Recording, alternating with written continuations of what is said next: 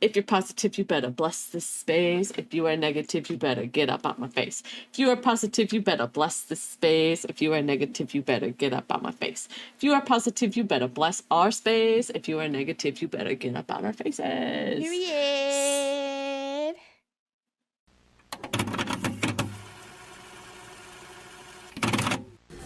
Well, if you are new here, hi, I am Zari. And I am Space. Welcome to Witches and Weebs, where the otaku, lifestyle, spirituality, fandom, and witchcraft all come together to create a wonderful community that is Witches and Weebs. We dive into all things mystical, magical, witchy, weeby, pop culture, fandom, anything under the sun considered fun. So, if you are here, thank you for joining us on our journey to betterment. And we hope that you have as much fun as we do. We're back with another Witchy Wednesday! Yay! Our flagship, one of our flagships, I should say. Yes, one of our flagship shows where we talk about things, obviously, witchy, because we're woo-woo here. We are a little woo-woo, for sure. And today's episode will be about circle casting. Before we get into it, we do have a question. Do you use circle casting in your practices? If not, why? And if you do, how often do you use them? And technically, we have been doing this kind of thing the entire time with our little mantra introduction where we cast a kind of like protection vibe over you guys. We've been doing this the entire time almost unintentionally. At least it wasn't my intention to be circle casting. It sometimes just be like that. Things happen. And it's a lot more common than you think. A lot of people are casting circles more commonly than they actually think they are. Mia. Oh, I'm leading this part. I'm colorblind. Oh my God. Please continue, Mia. Okay. Mrs. Colorblind over here. What is so circle passionate. Casting?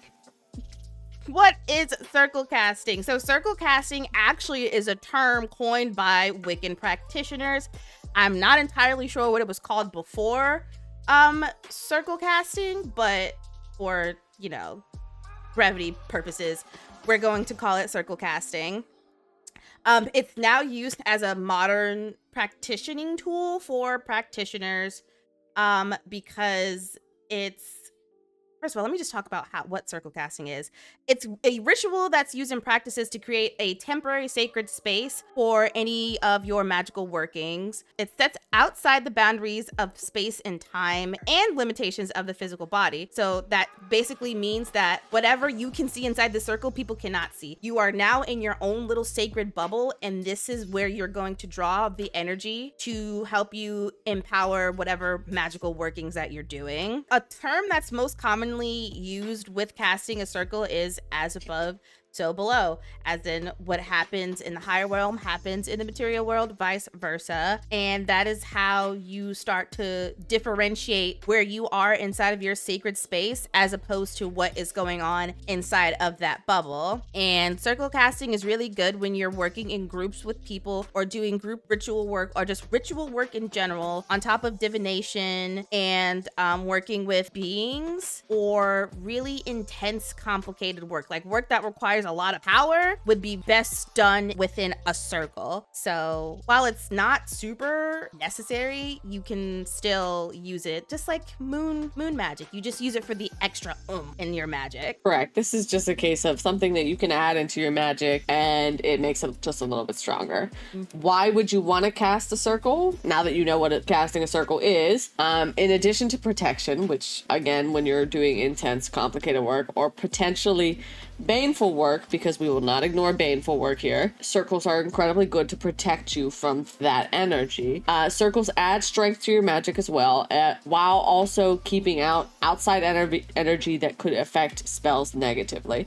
So like if you don't have technically a very safe space for you to complete your spell work, casting a circle, suddenly you have a safe space. It's a boundary set by magic and or energy, however you want to view it, that invites beings and energies to work with. It's like a filter and like one of those shifters that you use for baking. It's like a filter and magnifier for what's being put in the world with magic. Basically, yeah, imagine that your sacred space is a water filter and the water that is coming in is being filtered and not necessarily clouding your sacred space. It's just Yes, magic, nothing it's else. just pure, unadulterated magic that's coming into your space. None of the little gritty bits or the chlorine or the dirt or the gunk. None of that. That stays bye-bye. It's also a very good way of creating that temporary sacred space when you are away from your usual sacred space. Let's say you have something like an altar. You technically wouldn't have to circle cast when you are working at your altar because your altar is a natural sacred space. However, if you're doing spell work in a hotel room because you're about to go to Disney and want to have a good time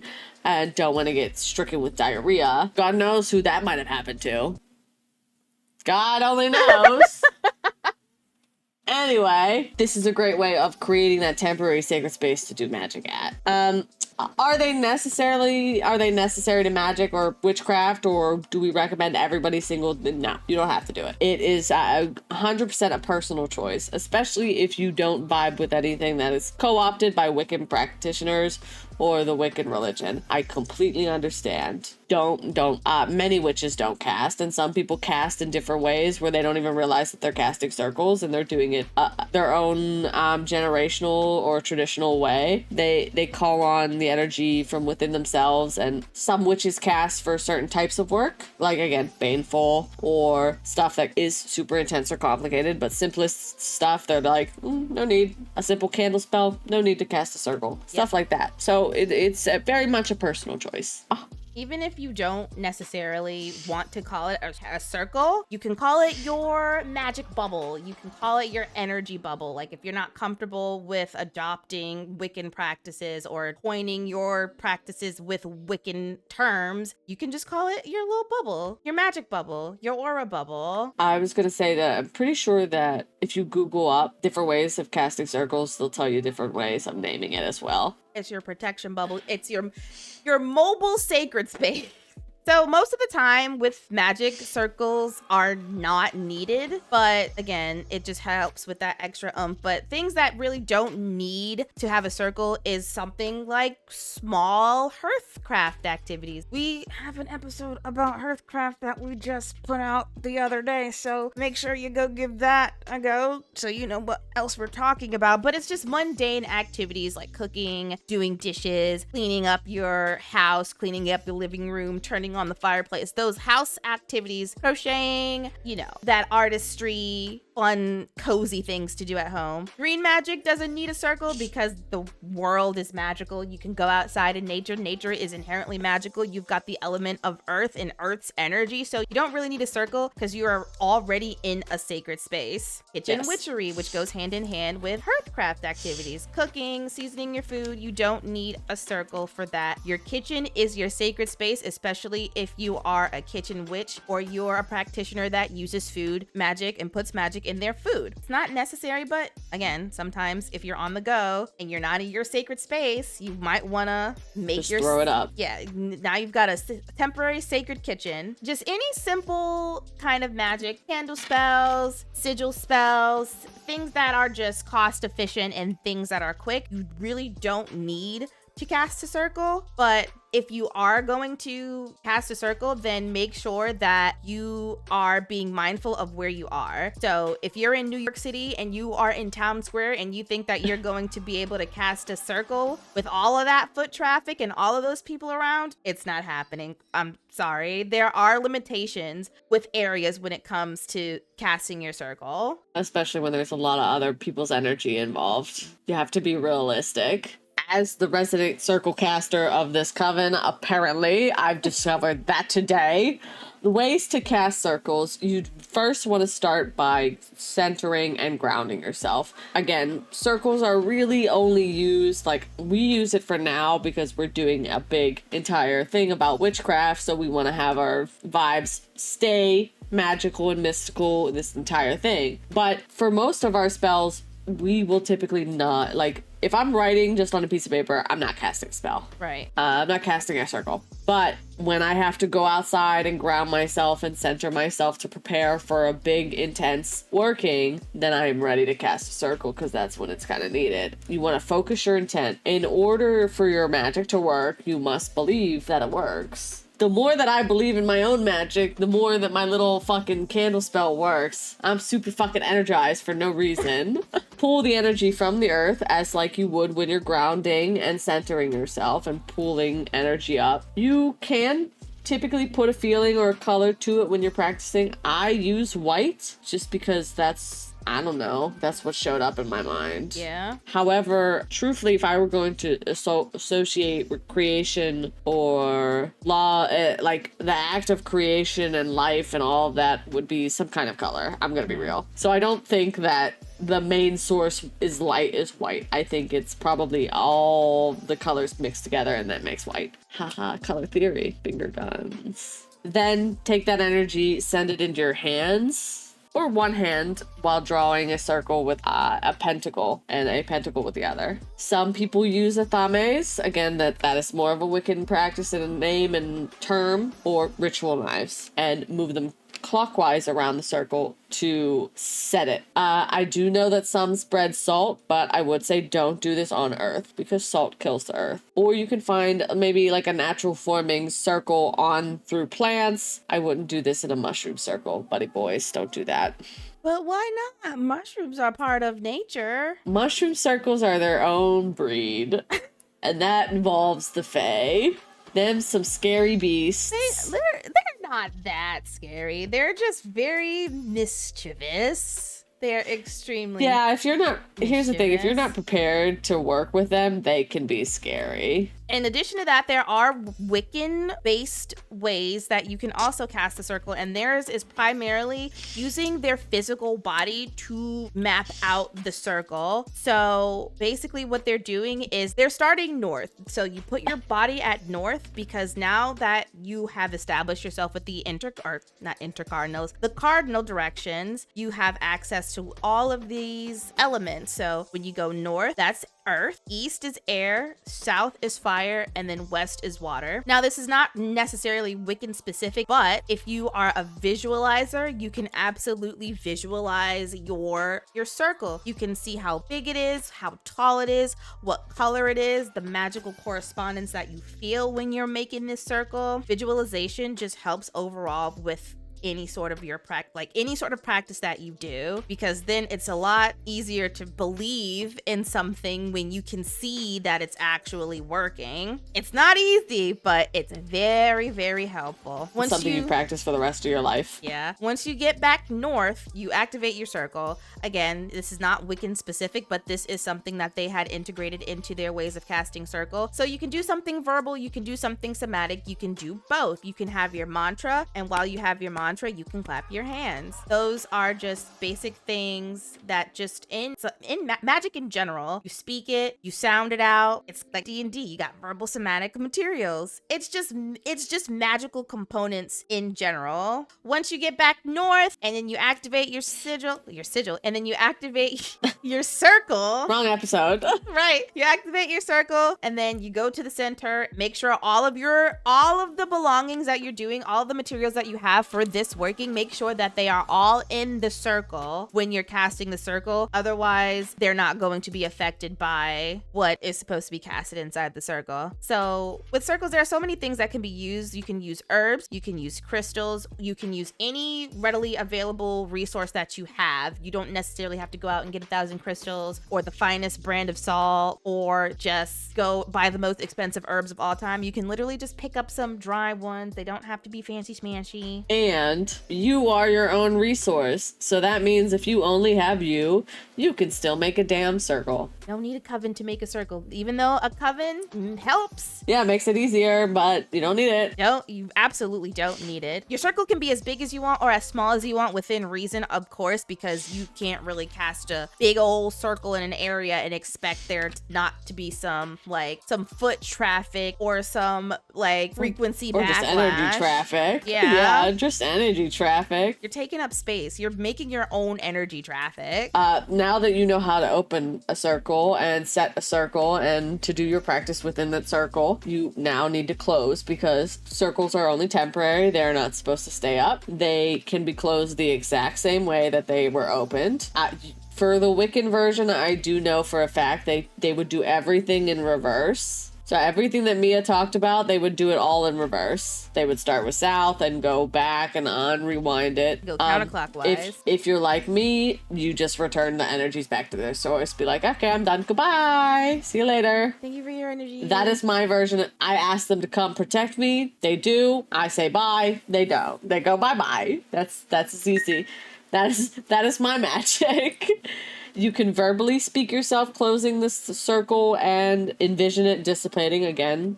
Visualization. There you go. And you could do something like with a wand. Physically take yourself around, close it.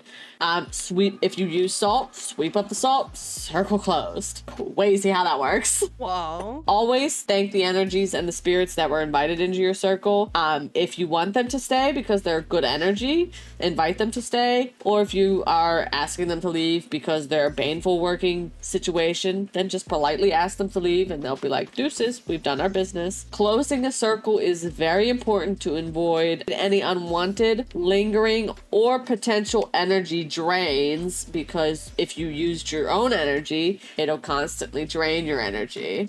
And to keep the area cleansed for future workings. Yeah, you don't want to have a circle that is for baneful casting and then go back to that circle and then try to do a love spell. And now your crush hates you for an eternity because you forgot to close your circle. Not trying to be the scary person, but you have to be very careful and very mindful about things like that. I like circle casting. I want to say that you don't have to call it circle casting. You can literally just call it a magical circle. There are some practitioners that will call it the compass or the compass round, or they'll just call it the circle. Like, you don't have to call it circle casting if you're not really one to vibe with Wiccan practices. The easiest one that I would use if you don't want to use circle casting is casting your ritual space. There you go.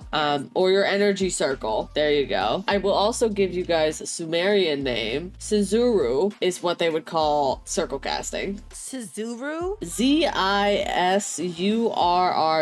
Nope, you lost me. You lost me at Z-I. It's okay.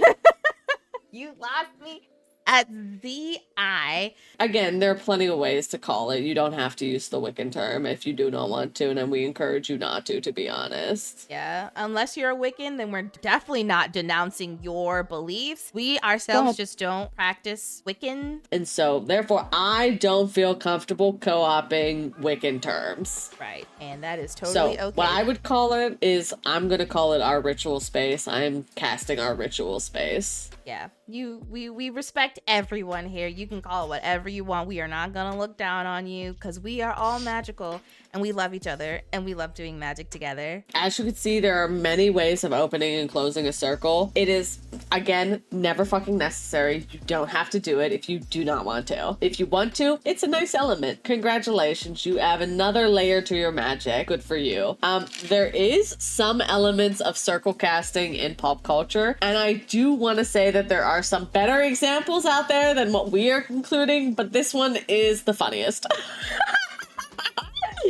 So if you can remember the Sea Bear episode of SpongeBob SquarePants, where he draws the circle around to keep out the sea bear, and it only works if it's drawn correctly, that's exactly how it works. Okay? Like, I didn't write this episode, but that example is exact what I would have made. I'm not gonna lie. Like, it's You told me you included that answer. I was like, that is exactly what casting a circle is like. Like, it's the most outlandish way, but it's like the most comedic way to actually say something so accurate. Like, it's so accurate and it's so like insane how something like that is so accurate. I mean, this is the same way that Simpsons has been predicting the future. They're really good at just recognizing patterns. They knew something in their past life.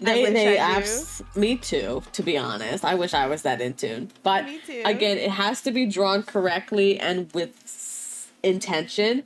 Otherwise, it does not work, because Squidward never believes that the circle works. It never works for him. And he draws it like doo-doo. And he draws it like doo-doo because he doesn't believe that it's gonna work. But because SpongeBob and Patrick believe in it wholeheartedly and draw it completely fucking perfect, it works for them. That was their sacred space.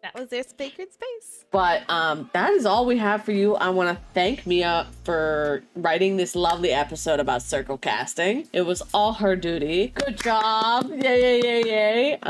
Thank you. If there is anything you guys are interested in us covering more, please let us know in the comments, because we are always looking for something new in witchcraft and spirituality to talk about and practice and experience, because sometimes we don't practice them. So yeah, I want to watch witches do magic. I want to watch practitioners.